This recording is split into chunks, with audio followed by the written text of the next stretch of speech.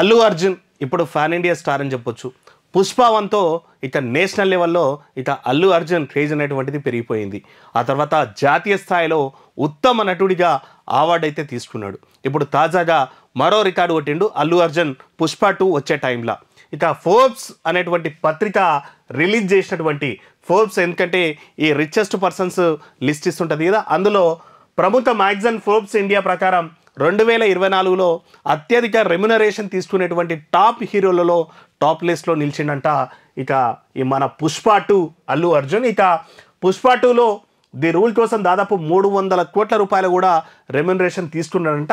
ఈ నేపథ్యంలోనే అక ఫోర్బ్స్ ఇచ్చినటువంటి లిస్ట్లో 2024లో టాప్ లిస్ట్లో అయితే నిల్చున్నాడు. దాని తర్వాత సెకండ్ స్థానంలో నిల్చున్నాడు తమిళ నటుడు విజయ్.